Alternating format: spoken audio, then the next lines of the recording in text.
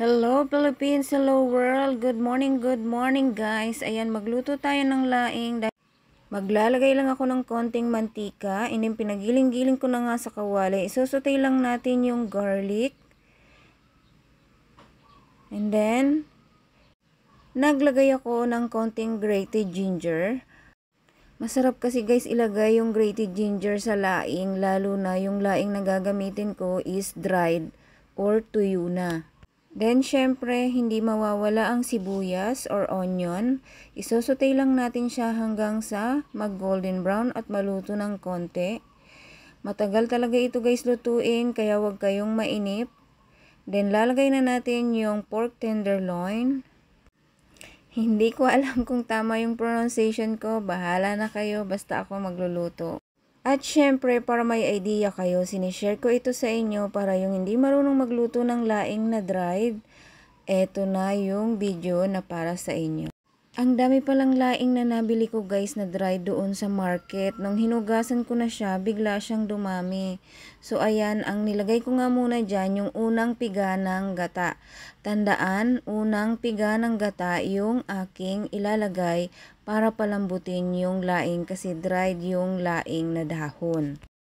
Usually talaga, yung ginugulay talaga is yung fresh na laing sa Bicol. Yung may tangkay, mas masarap yun guys kesa dito sa dried. Kasi itong dried, ang pagkakaiba nito is matagal talaga ito lutuin kasi pinatuyo na ito sa init.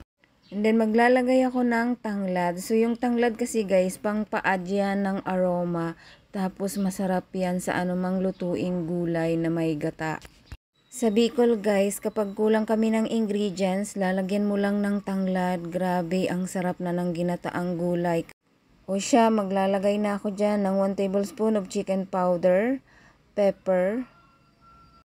Baka magulat kayo kasi brown sugar ang ilalagay ko, hindi betchen. Kasi hindi na ako naglalagay ng betchen ngayon. Ang substitute ko is brown sugar. Mas masarap ito guys, pero depende pa rin sa panlasa nyo. Nasa sa inyo kung ano yung prefer ninyo. At alam nyo ba na mas healthy ang brown sugar dahil gawa talaga ito sa pure na sugar cane or tubo. So kahit sa coffee guys, ilagay nyo ang brown sugar, healthy po ang brown sugar.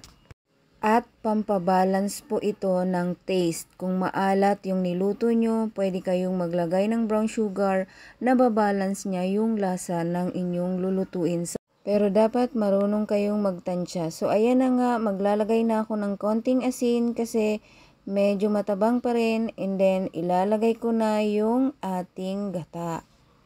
Hinati ko nga po ang unang piga ng gata sa dalawa, and then yung kalahati sineparate ko kasi 3 times po ako maglalagay ng gata kasi kapag kulang po sa gata ang laing, hindi po talaga siya masarap. Nadurog na nga yung meat, hindi na nga siya nakikita yung iba, pero okay lang, nandyan pa naman yung lasa niyan, hindi naman mawawala yung flavor niyan. So ayan na nga, sobrang lambot na ng laing, ilalagay ko na yung 1/4 na hipon na according to my father, charot, English yan ha. Sabi niya, kapag nagluluto ng laing at sinahugan mo siya ng hipon, crabs or anumang seashells, lalong lumalambot yung laing. At syempre, ilalagay na natin yung final na gata. So kung nakita niyo naman guys, 3 times ako naglagay ng gata. Grabe, ang sarap talaga neto kasi 5 nyug ba naman? Ewan ko lang kung hindi kayo mag-igit-igit. Hindi naman siguro kasi tama naman yung aking pagluluto. So ayan na nga. Grabe, ang dami talaga niyang gata. So napakasarap neto guys. Tingnan nyo naman, sobrang lambot na niya. More rice and more kanin talaga ang katapat neto. Ewan ko lang kung hindi kayo masarapan sa laing na ito. Kahit puro dahon lang siya, walang tangkay. Grabe guys, ang sarap nito. Dito kasi sa Manila guys, wala kang mabibiling gabi na may tangkay at fresh. Bibihira yung naglilibot. Ayan, okay na siya. Sisimmer lang natin ng mga 1 minute. And then, halu-haluin. Mix, mix, mix. Papalabasin lang natin yung konting mantika dun sa gata para ma-sure natin na lutong-luto na yung ating laing.